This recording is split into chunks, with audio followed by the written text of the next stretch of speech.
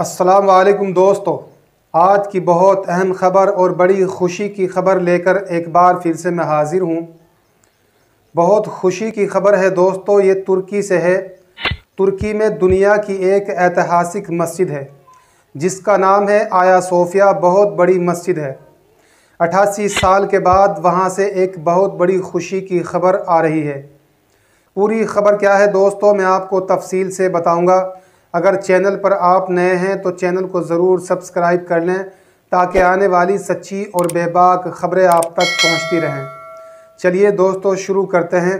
तुर्की के आला मजहबी इदारे ने इस्तांबुल की तारीख़ी जामा मस्जिद आया सोफिया में 88 साल के बाद पहली मरतबा रमज़ानुल मुबारक के मुक़द्दस महीने में तरावीह की नमाज़ पढ़ने का ऐलान किया है।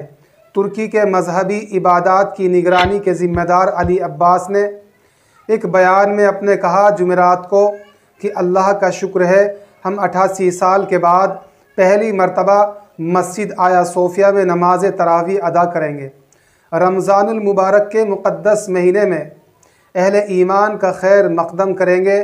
उन्होंने मज़ीद कहा कि मैं पहली मरतबा नमाज तरावी की इमामत करते हुए इस खूबसूरत लम्हे का मुशाहिदा करूँगा।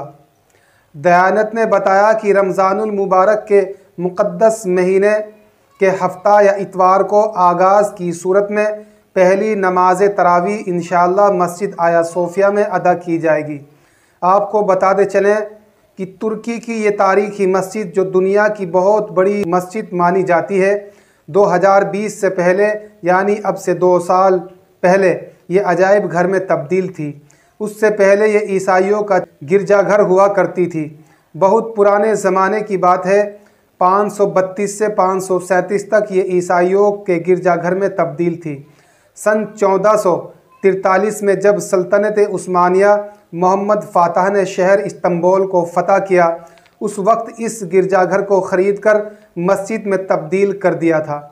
इसी के साथ दोस्तों रमज़ानुल मुबारक का महीना अल्हम्दुलिल्लाह जिसकी ज़िंदगी में आया है, बड़ी खुशी की बात है।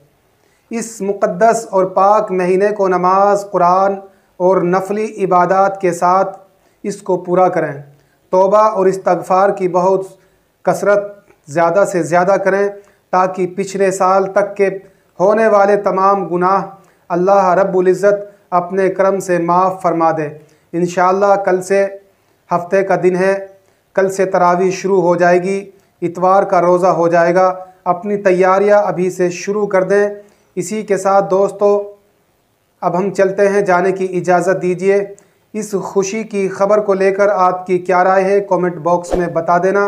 अगर चैनल पर आप नए हैं दोस्तों तो चैनल को ज़रूर सब्सक्राइब कर लें ताकि आने वाली सच्ची और बेबाक ख़बरें आप तक पहुंचती रहें। अब मिलते हैं दोस्तों नेक्स्ट वीडियो के साथ। अस्सलाम वालेकुम।